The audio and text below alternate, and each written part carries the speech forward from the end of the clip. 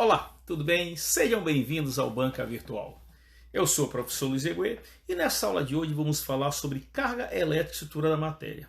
Então, a carga elétrica, assim como a massa, é uma das principais propriedades das partículas que constituem a matéria. As interações responsáveis pelas propriedades e pela estrutura dos átomos das moléculas são basicamente decorrentes das interações elétricas entre partículas que possuem, evidentemente, o que? Cargas elétricas. Então, é importante verificar que as forças, essa mesma força que está agindo sobre você, que está sentado aí na cadeira, o que nós chamamos de força normal, é uma força que se fundamenta em função de quê? Das interações elétricas. É importante verificar que as forças que agem nos fios que se encontram tracionados é uma força também que se fundamenta em função de quê? Das interações elétricas. Então, é muito importante a definição do conceito de carga elétrica para que dessa forma possamos então entender como essas forças estão agindo nos corpos. Então, vamos ver esses conceitos? Então, a estrutura dos átomos pode ser descrita com base em três partículas elementares. Os elétrons, que são partículas que possuem cargas elétricas negativas. O próton, que são partículas que possuem cargas elétricas positivas. E os nêutrons, que são partículas que não possuem carga elétrica.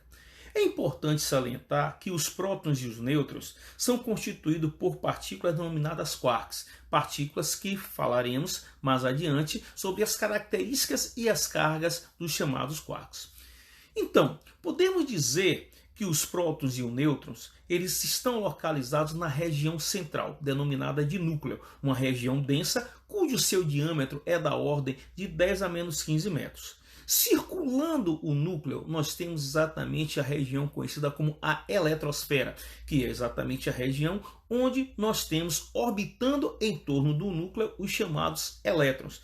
E verificamos que essa distância basicamente a distância média entre o núcleo e essa região eletrosfera é da ordem em torno de 10 a menos 10 metros. Agora, nós podemos verificar que esta força, olha que interessante, que essa força que existe, certo, entre os elétrons e o núcleo, ou seja, essa força que faz com que os elétrons sempre estejam girando ao redor do núcleo, é evidentemente uma força de origem elétrica, devido à propriedade dos elétrons terem carga elétrica negativa e dos prótons terem carga elétrica positiva.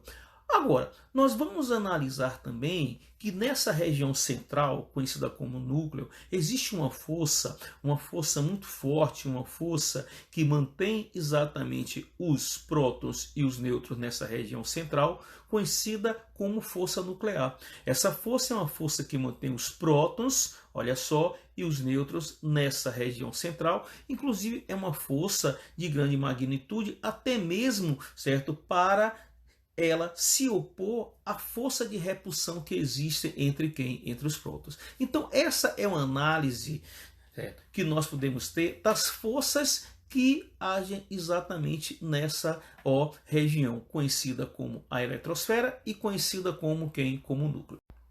Então, podemos dizer que a carga elétrica de um elétron é exatamente igual em módulo à carga elétrica de um próton.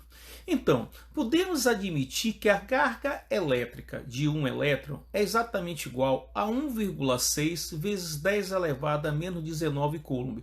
É o que nós chamamos exatamente da carga elementar. Então, a carga elementar é um valor que expressa exatamente a carga de apenas um elétron ou a carga de apenas um próton, onde o seu valor podemos dizer que é igual a 1,6 vezes 10 elevado a menos 19 coulomb. Agora, quando nós falamos de um átomo neutro, o que é um átomo neutro? O átomo neutro, amigos, é aquele átomo onde, na verdade, o número de elétrons é igual exatamente ao número de prótons. Então, se eu tenho um átomo neutro, eu posso dizer que a quantidade de elétrons e a quantidade de prótons, a quantidade de partículas elétricas positivas e a quantidade de partículas elétricas negativas são exatamente iguais.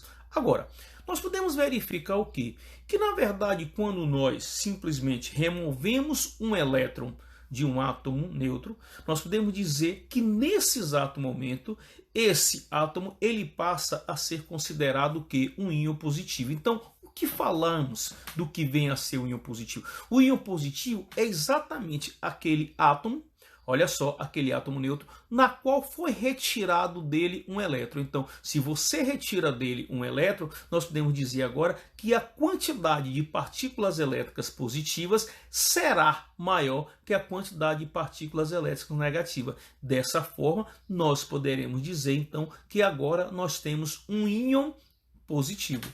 Então, de forma análoga, podemos avaliar que se eu tenho um átomo neutro e desse átomo neutro eu acrescento mais um elétron, eu acrescento mais uma partícula elétrica negativa, eu posso então afirmar agora que o número de partículas elétricas negativas é maior do que o número de partículas elétricas positivas. Dessa forma, então, nós podemos dizer que nós temos o que chamamos de um íon negativo, ou seja, podemos falar que esse processo no qual um átomo ganha ou perde elétron é o que nós chamamos de ionização. Então, ionização é exatamente esse processo no qual, olha bem, o átomo neutro ele está ganhando ou perdendo um elétron, tornando-se assim um íon positivo ou um íon negativo.